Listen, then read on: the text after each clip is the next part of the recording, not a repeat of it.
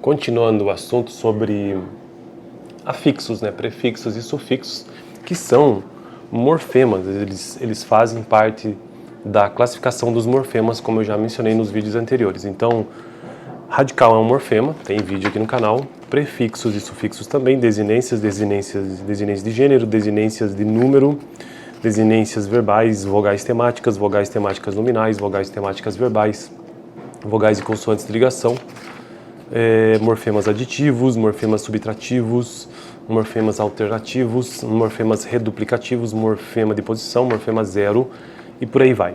Então, no vídeo passado eu dei início ao entendimento básico introdutório do que sejam afixos e prefixos, e designam-se afixos os morfemas que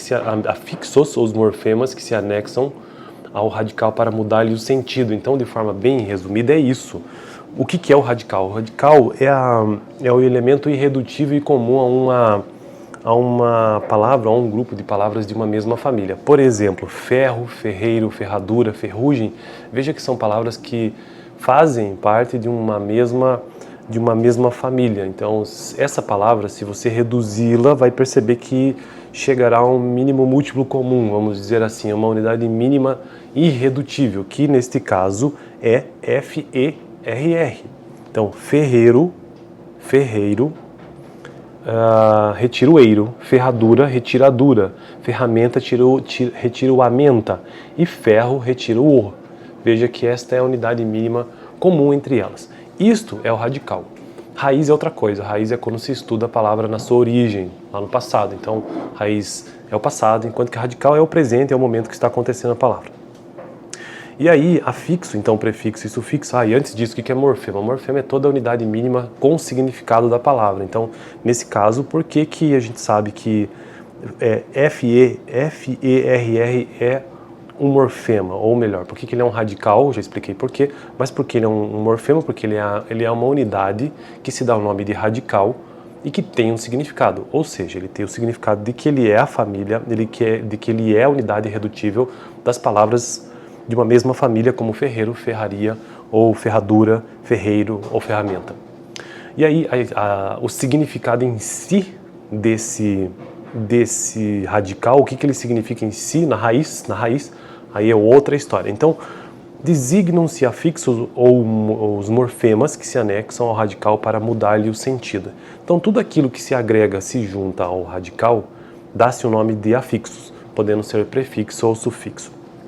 Os afixos, deixa eu ver onde eu parei no vídeo passado. Os afixos antepostos ao radical denominam-se prefixos, então o que vem antes do radical. Por exemplo, desleal, infeliz, repor, quando pós-postos recebem a designação de sufixos. Por exemplo, crueldade, firmemente. Os prefixos agregam-se normalmente a verbos.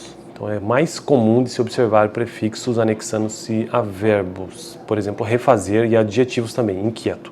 Lembremos alguns traços de correspondência entre verbos e adjetivos. O particípio passado flexiona-se em gênero e número, comprados, compradas, a semelhança dos adjetivos. Certos verbos são substituíveis por expressões constituídas de verbo de ligação seguido de um adjetivo: envelhecer, ficar velho, hesitar, estar hesitante. São raros os exemplos de prefixo preso a substantivo. Geralmente isso se verifica com deverbais. Desrespeito, retorno são exemplos. Acrescente-se ainda que os verbos formados por prefixação podem vir seguidos de complemento encabeçado por preposição correspondente ao prefixo. Concorrer com, né? E depender de, embeber em. Interessante isso aqui, cara. Acrescente-se ainda que os verbos formados por prefixação podem vir seguidos de complemento encabeçado por preposição correspondente ao prefixo. Sabe que eu nunca tinha reparado nisso? Então, concorrer com, né? Quem concorre com alguma coisa ou com alguém, tá certo. E ele replica o prefixo. Interessante. Depender de, quem depende de algo. E aí, esse prefixo, né, porque a palavra é pender, depender, o de é um prefixo. Embeber, beber é o verbo, e em é o prefixo que acaba também se transformando numa preposição após o verbo embeber em, depender de, concorrer com. Muito interessante, eu não sabia disso. Eu vou deixar então para o próximo vídeo a continuação desse texto, que já está quase sendo finalizado por aqui. E, caso você queira, no vídeo passado eu ainda tratei sobre uma introdução, né, sobre os afixos, prefixos e sufixos. Vou deixar aqui no final, beleza? Tá. O livro básico que eu estou utilizando, Walter Cad, caso você queira dar uma olhada. Super vale a pena. Morfemas do português, Walter Cad.